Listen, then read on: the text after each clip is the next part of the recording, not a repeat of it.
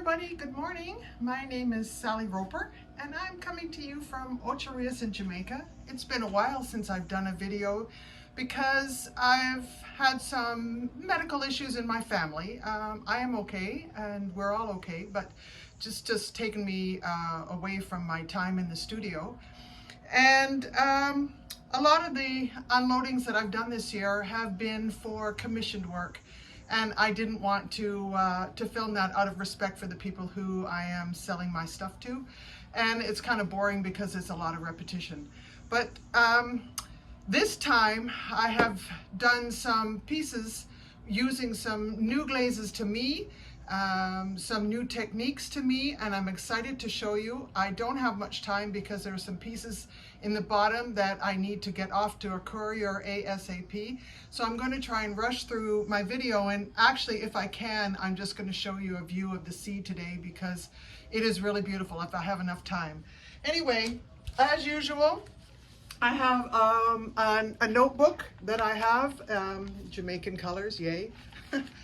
Anyway, I take notes of all of my glazing and the pieces. Even though I glazed them 2 days ago, it doesn't mean that I'm going to remember exactly what I've done.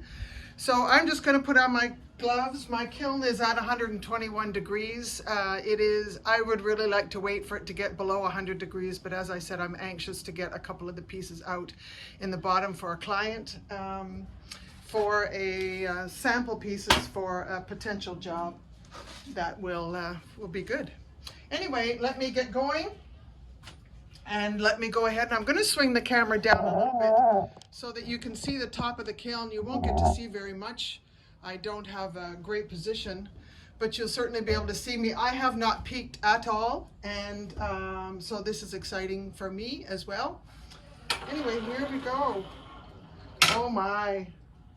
Oh my, are there ever some winners in here? I can see already. Let me just, let me see if I can give you a quick peek. Oh my, I'm really excited about some of these pieces. Anyway, but let me take them out and show you what I did and how I did it. Okay, so this is, well, I don't know what it is, but it is a bit of a disaster. It is my 391 clay. It's Laguna 391, which is dark brown, and it fires to almost black. And I'm still experimenting with my glazes over top. This, I believe, is, I don't know if it's Jess Chun Blue, or I think it might be Smoky Mountain Mist, which is an Opulence glaze. Most of you know that I use a lot of Opulence glazes, but I'm slowly moving over to Amico's and Mako glazes, and funny enough, moving a little bit away from Opulence because world of ceramics is growing so fast, and there's just so much choice out there. Anyway, this has a lot of crazing and crawling, and I'm really not very happy with it, and there's some in the bottom there. This could just be an easy do-over, a refire, which I might do. No harm, no foul, as we say. Alrighty, and then this is a jug, sorry, a vase, and it is using Opulence glazes. I did Opulence, dipped it. Most of my glazes are dipping as well. So I dipped it to this top of this blue line in black. And then I poured eggshell on the inside, which is, eggshell is absolutely beautiful. It's a iridescent white. It just has all kinds of beautiful colors in it that when you mix it with other glazes and other clay bodies gives you remarkable results. And then I dipped it in again in the eggshell all the way down to here. So I turned it upside down and I dipped it up to here, and it's the eggshell on the black that gives you this incredible blue. When I discovered this a few years ago, it just absolutely stunned me and amazed me. And then what I did was I really wanted it to be have a little green in it. So I really just took the rim and I just dipped it into Opulence Sea Spray. And I got, as you can see, I have a little bit of white on the top. I have a little bit of green. I have the overlap of the white of the eggshell on the black, and then the black. So this is a beauty. And this is something that was a mistake happening, and I decided to run with it when I was doing the glazing. Anyway, I did a full dip on the outside in Opulence Black, and then I did a full pour on the inside of the same eggshell that I used on the last one. And then when I was pouring out the eggshell, a whole bunch of it started to drip down the side. And I decided that I would run with this. So this is what I've done, and it's given me these lovely drips. So what I also did was took some of the glaze, and I just turned the vase upside down, and I poured the streaks down the pot to give me this striped effect. And it is really, really, really pretty in person, and you're getting a little bit of glare from the sun that's coming in on the outside of. I'm in a garage. This is where my kilns are, and anyway, that came out really, really well. I'm really happy with it. All right, so this was. Oh wow. So this is a tester cup for me, and what happened when I misfired it, I got a crack in the handle, so I decided to save it for a day that I wanted to do some testing. Anyway, this is Jess's black copper, sold by Clayscapes and formulated by Jessica Putnam Phillips. And I don't know, let me just see if I can just move this a little bit and see if I can, let me take off the gloves. I don't think the pieces are that hot. No, they aren't. Anyway, I'm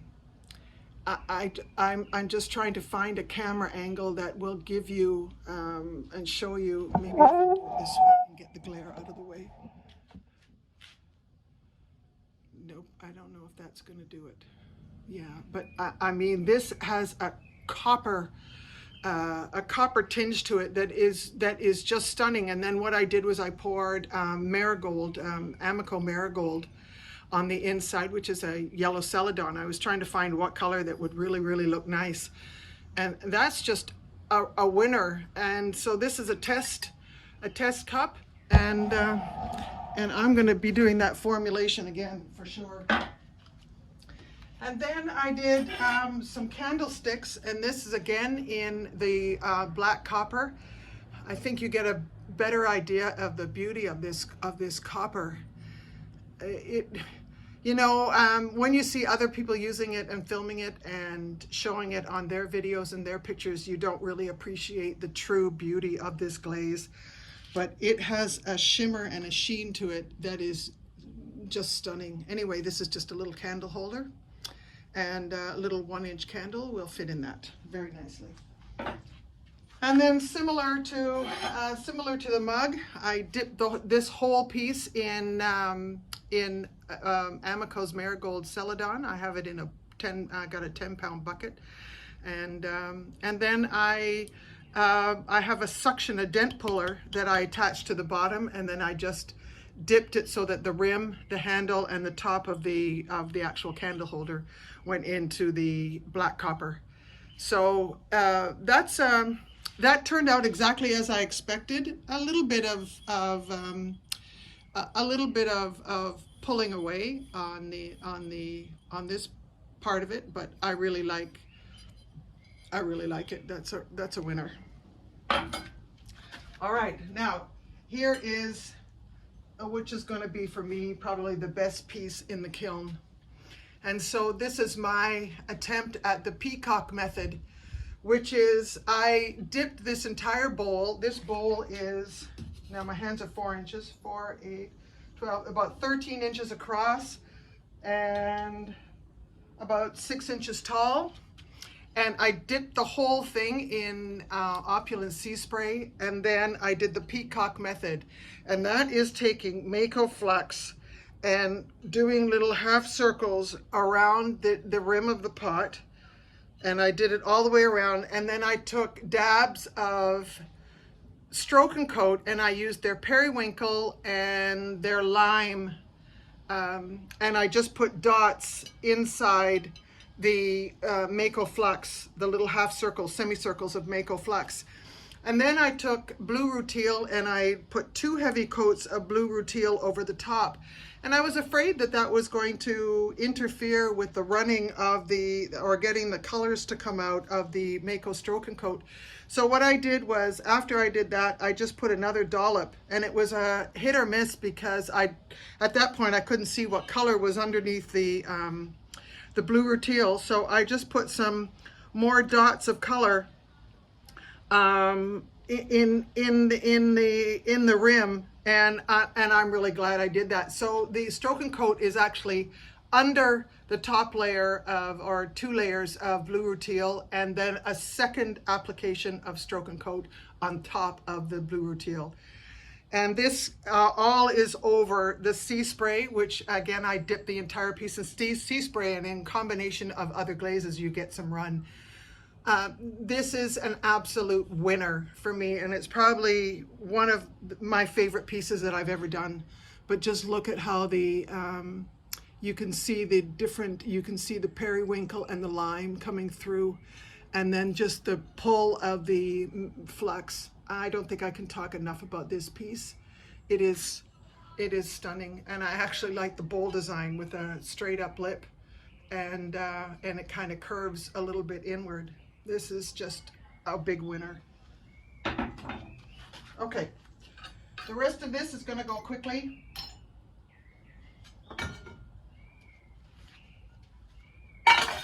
Okay, these are some more. I'm going to put my gloves back on. They're warm to be able to handle them, but too warm for me to take any chances. This is Jess's Chun Blue over the 391 clay, and it gives it this really lovely deep blue and a little bit of speckle. But this came out really, really nicely. And even though there's a bit of a gloss and a shine to it, there's a texture to it that is very unusual. It's kind of, if any of you know curling, it almost looks like a curling rink. With pebble. Well, no, I don't want to say that because I don't want to take away. It's just it has a texture to the surface, but it isn't taking away from the pot at all. So that's a winner. That came out exactly as I anticipated. And this one, I believe, was a last-minute decision, and it is, funny enough, the same glaze as this yellow. And this is the yellow marigold, Amico marigold on the B-Mix clay, and this is Amico marigold on the 391. What a difference. Testing is all important. Anyway, it's nice. I like it. Not my favorite because this is not in my color wheel, but you can see a little bit of the yellow coming through, but it just looks very brown.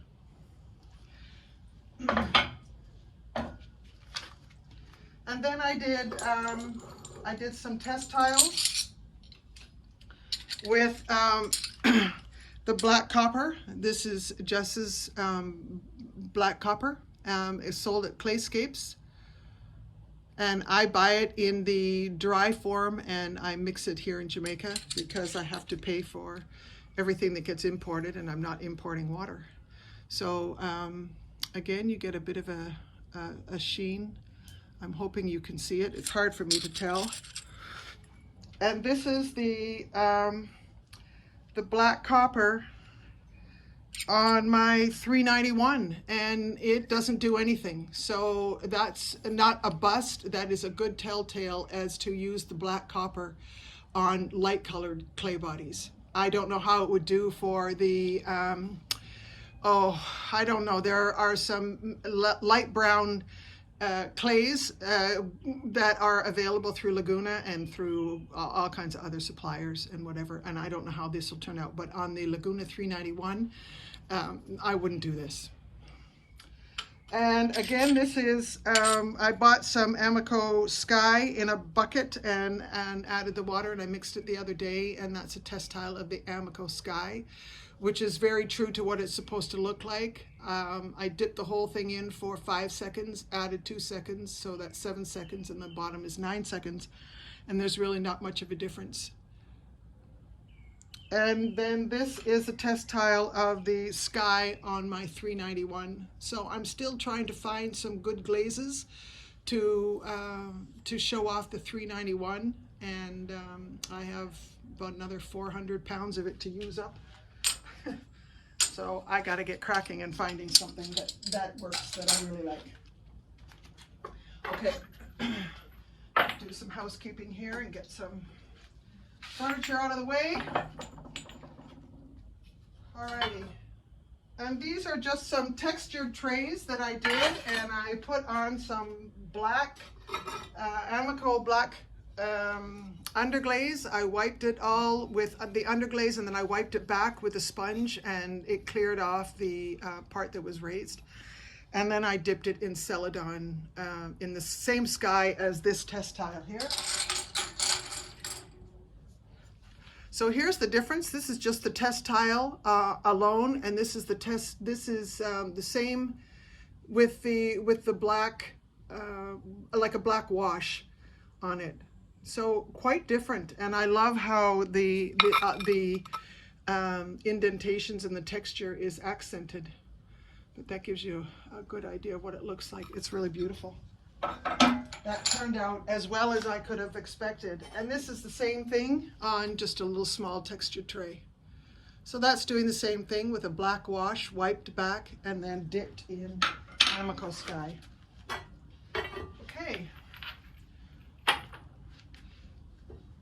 And I have, as you can see, advancer shelves. If you have your own studio and can afford them, they're worth their weight in gold. And I absolutely love them. Okay, so these are some bowls, some pasta bowls that I made. There's a set of 4. I held them and I dipped them in black, in Opulence black. Yes, this is blue. Opulence black on the outside, and then I did a full dip into the Opulence eggshell. Eggshell, like on the vase I showed you at the beginning, eggshell over the black gives you this incredible blue, and I just love it. And there's a little bit of crawling, which I think if I did a refire might just get rid of that, or I might just leave it because that's just a feature. It's not a lot. It's not obscene. Anyway, that's it. And these are just under 8 inches by about 3 inches, 8 inches wide and 3 inches. And I have 4 of them. So again, a little bit of crawling. Maybe I will refire them. And it's beautiful on that side, and then crawling on this side. Again, white on the inside, eggshell. Let me call it by its proper name. And these were made to stack. A little more crawling. In fact, they're all doing it, so I'm just going to leave it, and that's just going to be a feature. And you know, to the trained eye, they'll see the mistake and the flaw, but to an untrained eye, hopefully a consumer, they won't know that it wasn't intentional. And this is again the same thing, the white. There's only 4 of them. This is the 4th one. And I threw them to a gauge, so they're all the same height and same width, and they stack beautifully together. Really pleased with how those turned out. Now, understandably, on my shelf here, there is a bunch of drips of glaze, which is probably where the glaze came off the bowls, where you saw the crawling. And let me show it to you. Okay, you can see, ooh, this is warm. You can see where that glaze is stuck to the shelf. And I have, are you going to be able to see this? Yes. I have this amazing tool that I also bought when I got my advancer shelves. And although I don't want to do it over the kiln, you just scrape it. and it's that easy. It comes off. Yeah.